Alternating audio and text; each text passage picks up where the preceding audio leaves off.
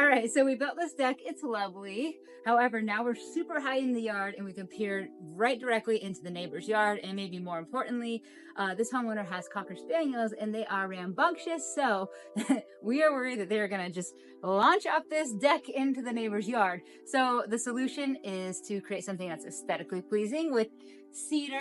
I ended up choosing these 2x2 cedar. They're already pretty much finished, but I went ahead and sanded some areas out, but for the most part it costs a little bit more to have them pre-finished, but it saves me a lot of time.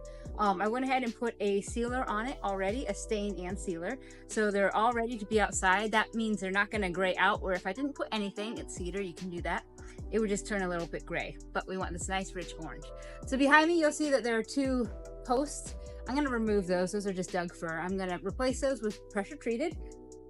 I'm going to attach those into the ground below, and then once I have those up, that's going to be the basis for my wall.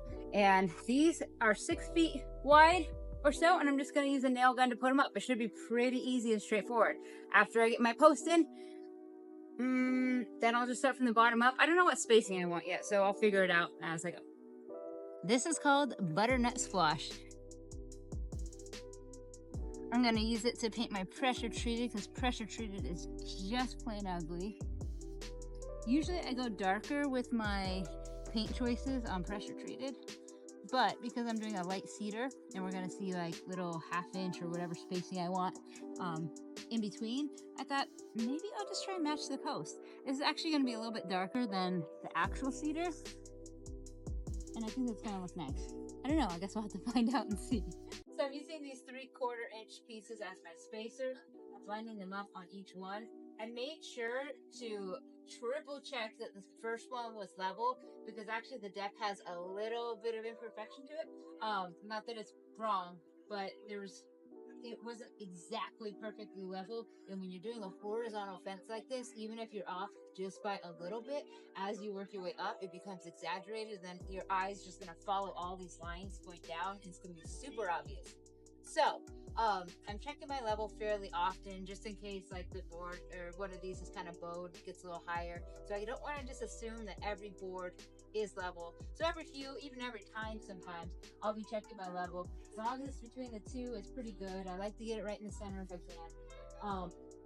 And I'm working my way up. I put in this pressure treated 2x4 in the center. This is roughly where I'm thinking I want to put my ore that the client has. Let me see if I can get it. So this is roughly where I'm thinking I want to put the ore, but I'm not sure yet, so I didn't lock it in. I just pressed it in there, or I just hammered it in there with the hammer to get it somewhat where I thought it would be. I put this in the center because I think this is where I want to put my ore, but I'm not sure, so I didn't lock it in yet. It also keeps these pretty straight, so sometimes they might go in. It doesn't really matter for this because you're not really going to see it, but it's good practice to keep these nice and fun. You'll notice that these are super tall. Clearly I'm not going to build it that high, but the reason I want to keep them tall is just in case I didn't measure things like totally correctly. It gives me some play space. Plus, there could be some changes I want to make with the height. Say the client was like, you know what, I want a 4-inch gap at the bottom. I can do that without having an issue. So running them tall is no problem. Then you come back with a circular saw, you cut off where you want.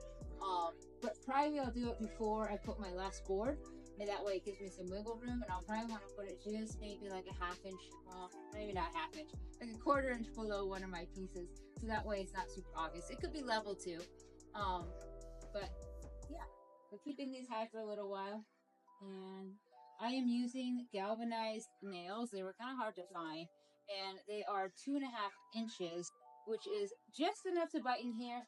And it's as big as pretty much my nail gun will take, and they're finished, well, they're brad nails, and I'm doing 3 in each one, and they're biting in there mostly. They're not really heavy, so that's enough to hold themselves up on each of these, and I think it'll be a pretty sturdy and good looking cedar panel fence wall. I haven't decided whether I want to add a frame. I did add this board to this side here, and that kind of gives me something to line up all these, so I make sure that all of these are going up straight. Anyways, it's getting dark, and I told her I'd get this done by tonight, so I'm gonna keep going. Thanks for watching, and let me know in the comments below if you have any questions on this wall. I also have a handful of other videos showing how to put together slat walls and decorative panel walls. Check those out, and thanks for following.